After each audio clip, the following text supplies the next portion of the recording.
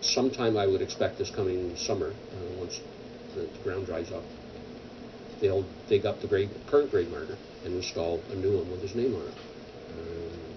A young lieutenant, 22-year-old Lieutenant John Francis Maloney. He joined the infantry unit in February 1917, wound up joining the 21st Battalion as a replacement officer, a young lieutenant, and in November the same year was killed.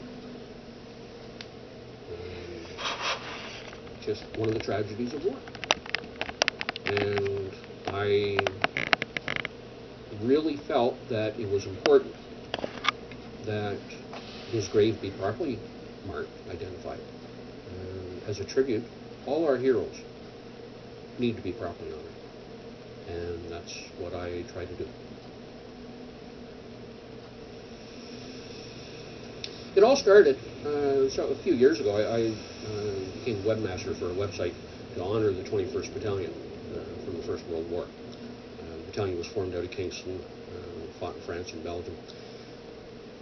My grandfather was a part of that battalion, and I thought, hey, it'd be, a tribute to them, to post pictures on the website or on the web to honor these heroes.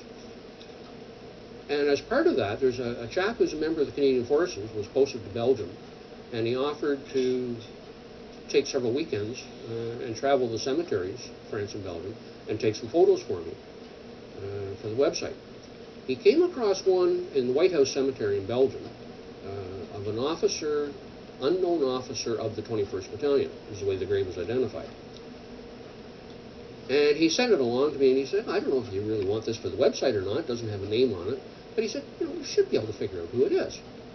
So I started going through my own research, previous research, into the history of the battalion. And it took me about 10 minutes to satisfy myself that this was a young lieutenant by the name of John Francis Maloney. So I ordered his service file from Archives Canada, did some additional research. When the file came back, there was a description of the day he was killed.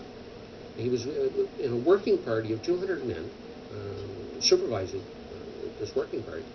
And they were moving from one spot to another, and a shell landed directly on the road, artillery shell, and tore him apart, killed him instantly, and killed half a dozen others and wounded several men from the working party.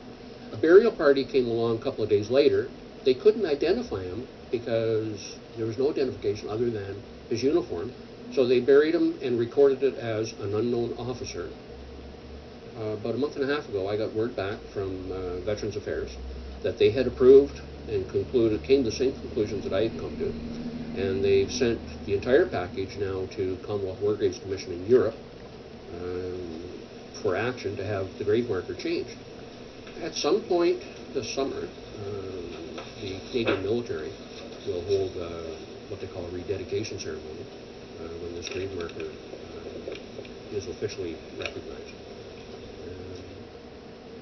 From my understanding, they would like to find a family member, but at this point I don't know of any. I haven't been able to locate any family members. I'm still working on that. I would like to go to Belgium for that ceremony, but unfortunately, Veterans Affairs won't pay.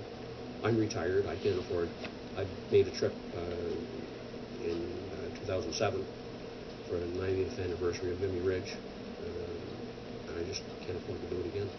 But in any event, what they tell me is that they will gather some soldiers that are posted in Belgium right now, maybe possibly a representative from the embassy, Canadian embassies, to do some kind of service,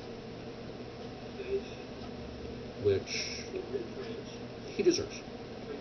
All our heroes deserve it.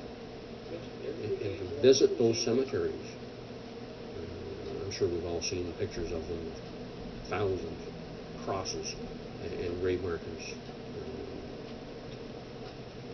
And then to visit Vimy Ridge, the Vimy Memorial, the Menin Gate, to see thousands of names of the men who were either never found or never identified when they were found. tens of thousands of names. There's 55 men from the 21st Battalion listed on the Menin Gate alone as they have no known grave. The Vimy Memorial, there are several hundred.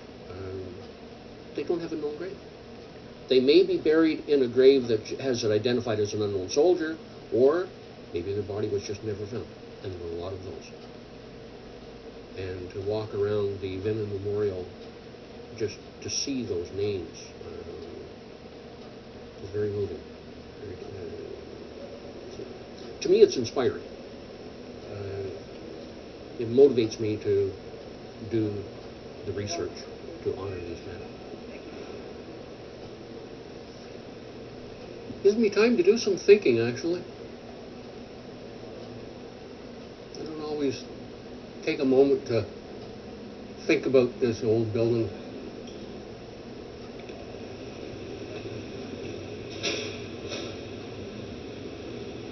I spend a lot of time at it, but the way I look at it is the least I can do to honor their memory.